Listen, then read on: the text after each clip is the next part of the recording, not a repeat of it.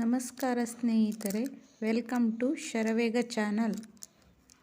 ಈಗ ನಿಮಗೆ ಹೊಸ ಆಧಾರ್ ಕಾರ್ಡನ್ನು ಮಾಡಿಸಿಕೊಂಡವರಿಗೆ ಅದರ ಸ್ಟೇಟಸ್ಸನ್ನು ಹೇಗೆ ಚೆಕ್ ಮಾಡಿಕೊಳ್ಳುವುದು ಮತ್ತು ಅದು ಸಕ್ಸಸ್ಫುಲ್ಲಿ ಆಗಿದ್ದರೆ ಅದನ್ನು ಹೇಗೆ ಡೌನ್ಲೋಡ್ ಮಾಡಿಕೊಳ್ಳುವುದು, ಹಾಗೆ ಅದನ್ನು ನಾವು ಪ್ರಿಂಟ್ ಹೇಗೆ ತೆಗೆದುಕೊಳ್ಳುವುದು ಎಂದು ತೋರಿಸಿಕೊಡುತ್ತೇನೆ. ಮೊದಲು ಕ್ರೋಮಿಗೆ ಹೋಗಬೇಕು. ಆಮೇಲೆ ಅಲ್ಲಿ ಸರ್ಚ್ ಮಾಡಬೇಕು. ಆಧಾರ್ ಕಾರ್ಡ್ ಸ್ಟೇಟಸ್ ಚೆಕ್ ಅಂತ ಹೊಡೆದು ಸರ್ಚ್ ಮಾಡಿ.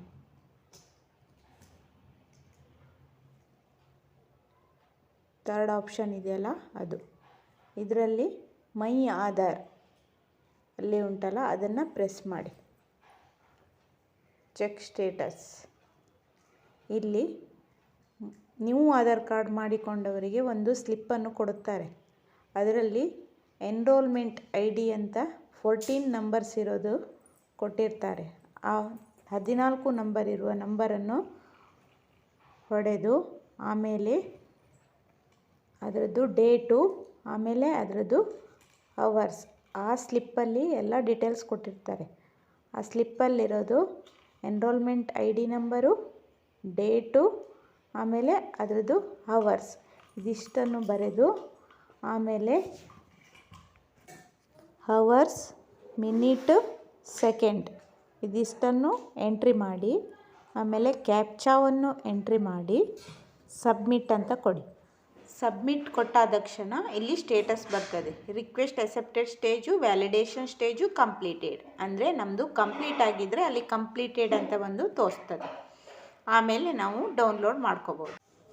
ಇವಾಗ ಆಧಾರ್ ಕಾರ್ಡನ್ನು ಹೇಗೆ ಡೌನ್ಲೋಡ್ ಮಾಡಿಕೊಳ್ಳುವುದನ್ನು ಹೇಳಿಕೊಡುತ್ತೇನೆ. ಮೊದಲಿಗೆ ಕ್ರೋಮಿಗೆ ಹೋಗಿ ಆಧಾರ್ ಕಾರ್ಡ್ ಡೌನ್ಲೋಡ್ ಅಂತ ಎಂಟ್ರಿ ಮಾಡಿ. ಇಲ್ಲಿ ಫಸ್ಟ್ ಆಪ್ಷನ್ ಮೈ ಆಧಾರ್, ಆಮೇಲೆ ಲಾಗಿನ್ ಕೊಡಿ. ಆದಮೇಲೆ ಇಲ್ಲಿ ಡೌನ್ಲೋಡ್ ಮಾಡ್ಕೊಳ್ಬೇಕಲ್ಲ, ಅದು ಆಧಾರ್ ನಂಬರ್ ಹೊಡೀರಿ. ಆಧಾರ್ ನಂಬರ್ ಹೊಡೆದ್ಮೇಲೆ ಇಲ್ಲಿ ಕೆಳಗಡೆ ಎಂಟರ್ ಕ್ಯಾಪ್ಚಾವನ್ನು ಹೊಡೀರಿ. ಆಮೇಲೆ ಲಾಗಿನ್ ವಿತ್ OTP ಅಂದರೆ ಈ ಆಧಾರ್ ಕಾರ್ಡಿಗೆ ಲಿಂಕ್ ಆಗಿರ್ತದಲ್ಲ ಮೊಬೈಲ್ ನಂಬರು, ಅದಕ್ಕೆ OTP ಬಂದಿರ್ತದೆ. ಅದನ್ನು ಕೊಟ್ಟು ಲಾಗಿನ್ ಕೊಡಿ. ಇಲ್ಲಿ ಡೌನ್ಲೋಡ್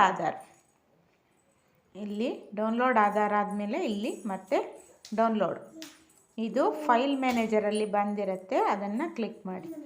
ಇವಾಗ ಪಾಸ್ವರ್ಡ್ ಕೇಳ್ತದೆ.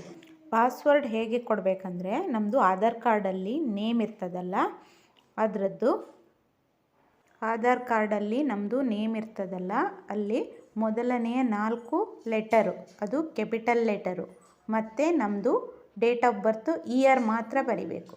ಇದಿಷ್ಟು ಬರೆದ್ರೆ ನಮ್ಮದು ಆಧಾರ್ ಕಾರ್ಡು ಡೌನ್ಲೋಡ್ ಆಗ್ತದೆ.